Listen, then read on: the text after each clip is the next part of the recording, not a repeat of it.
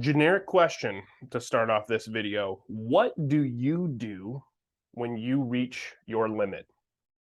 Physically, mentally, or emotionally? And you're not allowed to answer, I take a break. That's the challenge that mother and father find themselves in currently in the origin of the unfound anamnesis. Come on.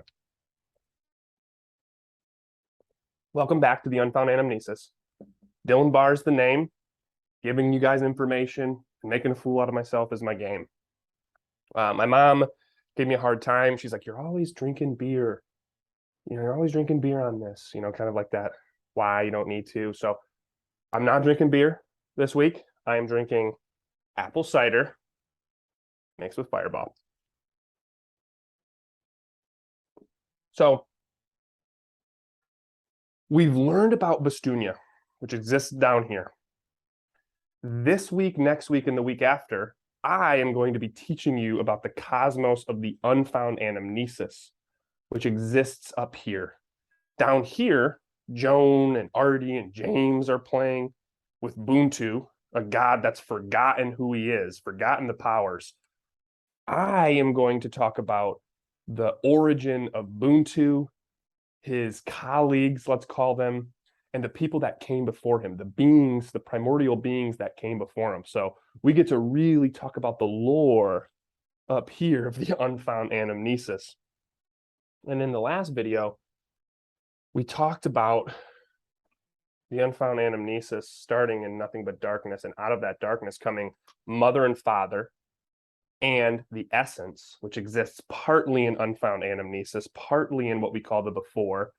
And the essence has this insatiable desire to grow and to learn and to expand itself. And it also is made up of, it can be used to make all resources in the universe. Mother and father strike a deal and say, hey, we'll take bits of you, we'll create planets, we'll create beings, and we will manipulate external forces and internal forces of those beings, who are you, great essence, to be able to teach you fun lessons. You'll be aware of the lessons you're learning this whole time, but you'll be able to learn them from different vantage points at the same time. How cool is that, essence? Essence is like, I like that. The challenge is mother and father did not know how big the essence appetite was. And as it continues to grow and continue to learn, mother and father, as strong as they are of creators, they can't keep up. If you ever see me looking over here, I had to write down some notes so I know where I'm at.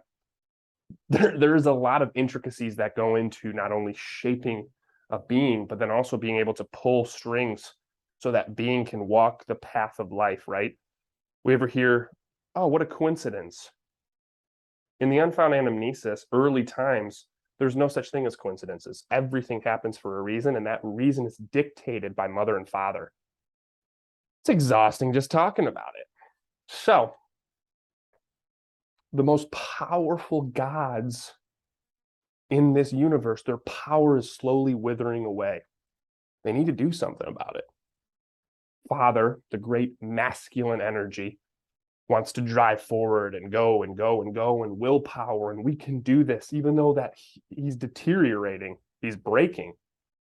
Mother wants to find the great feminine energy, wants to find a creative way, a nurturing way to really be able to give the essence what it wants and care for the people creating for it, which is mother and father, right? So mother has an idea. She does know this spell, this great spell that she can cast on the essence to make the essence forget that it's going into this being's body to learn a lesson. Instead of being conscious, instead of it being in the conscious of the essence, it would drop down into the subconscious, where that being can be walking and say, oh, I didn't know this. Rather than knowing everything, it's a layer deeper into its subconscious, the lessons that it's going to learn. And that takes some of the pressure off mother and father to be able to shape everything for it. and it puts a little bit more of the onus on the essence. Now, father disagrees. He doesn't want to break the trust that mother and father have with the essence. Essence is this great force, this great cosmic force. They don't want to break that trust. Mother, to herself, thinking, we don't have any other option. So mother goes ahead and she casts the spell onto the essence. She breaks the rules. Now, this is a creation story. A lot of people here could be thinking of the allegory of Eve eating the apple. It's like, oh, a woman's making a mistake. And then that's rise to the patriarch, right? Really, where this idea came from was actually the allegory of the creation myth of Hinduism, where Brahma creates all things from himself. Brahma, for the longest time, actually enjoyed playing the game of hide and seek. And Brahma, the god of creation in Hinduism, played with Maya, the goddess of illusion. They would play hide and seek all the time. One would hide, the other would go find them. Then that person would hide, that one would go hide, and the other one would find them. They played for so long that after a while, they're like, let's change this up. And Maya's like, hey, I have an idea. What if I were to chop you up into a bunch of pieces? Sounds bad, but they're gods, so it's not that bad. What if I chop you up into a bunch of pieces and place you into all of existence? And then you got to come back and find me. And Brahma's like, ooh, that sounds kind of fun. He's like, let's play that.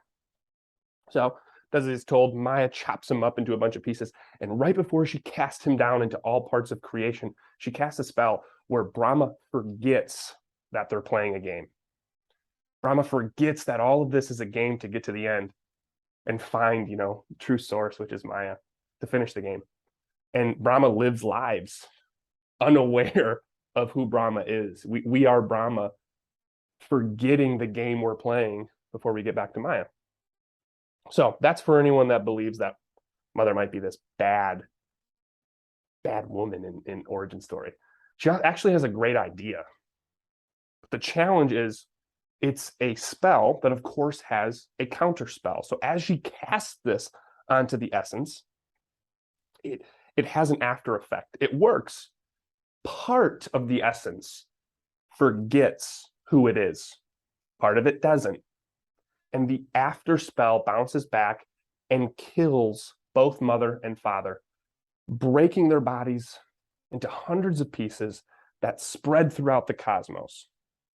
Now in the cosmos, we have no creators.